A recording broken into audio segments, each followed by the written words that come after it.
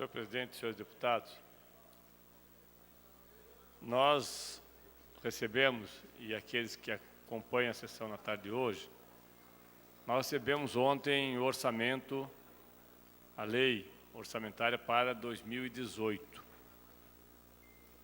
E, surpreendentemente, esse orçamento traz, segundo as primeiras informações, um corte na ordem de 20% a 30% para a manutenção das universidades. Isso é extremamente grave, porque se as universidades que são hoje penalizadas, inclusive por conta da história do Meta 4, professor Tercílio, se as universidades, que sabidamente são os poucos espaços que nós temos no país para pesquisa e extensão, se as universidades públicas, que recebem a maioria dos jovens oriundos da escola pública e das camadas sociais que não são privilegiadas e que são filhos de trabalhadores, se a universidade pública receber um corte desta ordem, o governador Carlos Alberto tem que ter a coragem, a mesma coragem que está tendo para mandar este processo para cá, que é uma vergonha, tem que ter a coragem de publicamente defender o fim da universidade pública. Porque é isso que ele está fazendo. Se o governador determinar o corte de 30%, a coerência é que ele faça a sua campanha ao Senado dizendo que também defende o fim das universidades públicas. Porque não é possível um governador do Estado mandar um projeto para essa casa, projeto orçamentário, que já vem com os cortes previstos, inclusive, no projeto de lei, deputado Evandro, que deve ser votado agora em segunda sessão extraordinária, o 556, que, aliás, eu dizia que é um projeto Robin Hood ao contrário, que tira dos pobres e dá para os ricos. Ele tira da educação, tira da saúde, tira da segurança pública para fazer investimentos em rodovias, para fazer investimentos em obras, para fazer investimentos, segundo o secretário Mauro Ricardo, justamente naquilo que dá visibilidade, inclusive visibilidade eleitoral.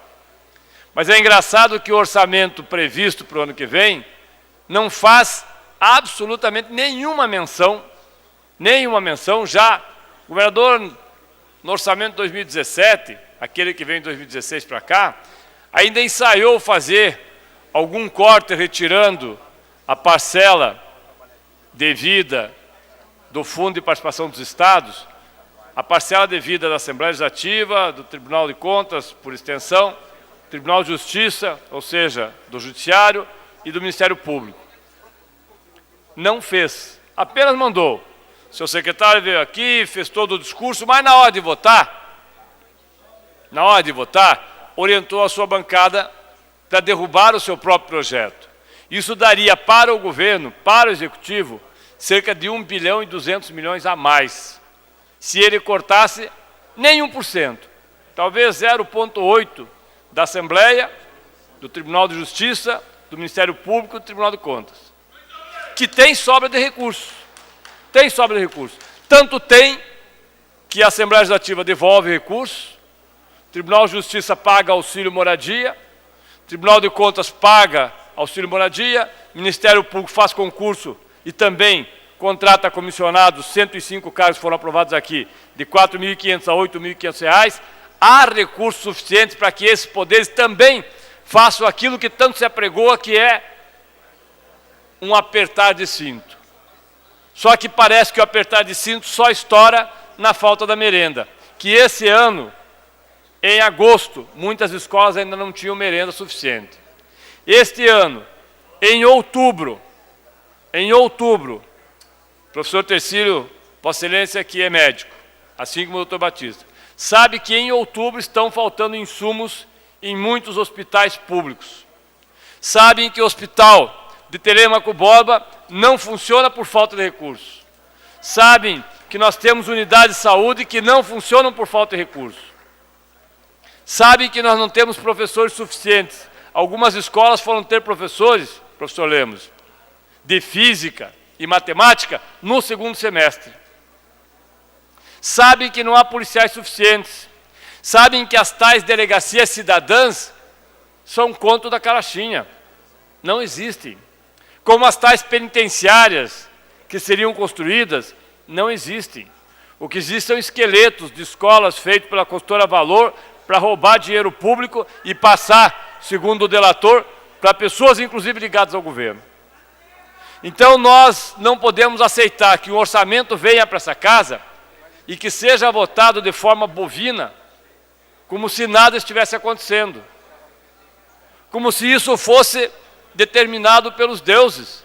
Não dá para fazer isso. E eu falo isso, senhores deputados, justamente porque eu acho que hoje é um dia importante. Nós vamos votar 556, mas 556 já veio numa esteira, como disse aqui, os deputados que me antecederam, uma esteira de projetos que o governador Carlos Alberto tem feito, e depois leva alguma coisa lá para entregar, leva uma ambulância, leva um carro de polícia, inaugura um paiol, faz alguma coisa.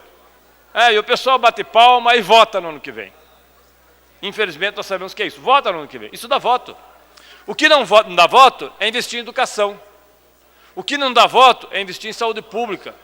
O que não dá voto é construir penitenciários onde as pessoas não fiquem se amontoando e 80%, deputado Pacheco, Vossa Excelência, que é oriundo da Polícia Federal, 70%, 80% reincidam. É isso que não dá voto. Agora, fazer a terceira pista, opa, dá voto. Fechar o buraco não sei de onde, dá voto. Entregar casas, mesmo que seja do governo federal, dá voto. E é interessante, senhor presidente, que hoje nós estamos exatamente há um ano do processo eleitoral. Mas estamos também um ano depois de um processo que aconteceu no Brasil, e especificamente do Paraná, e que mexeu com as estruturas do Paraná. E eu estou me referindo ao processo onde mais de 800 escolas foram ocupadas no estado do Paraná. Processo onde foram feitos com alunos, meninos, de 14, de 15, de 13, de 16 anos, que desafiaram o poder daqueles que acham que têm poder. Desafiaram, inclusive, os professores, os funcionários, aqueles que diziam que eles não podiam ficar defendendo a escola pública porque não era papel destas, entre aspas, crianças, mas que souberam tanto ensinar para os adultos.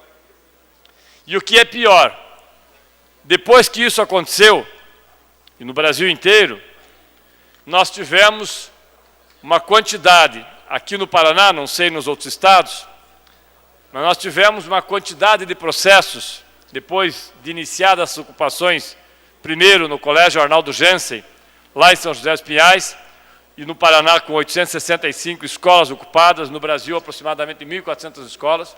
Um mês depois, nós tivemos retorno às escolas.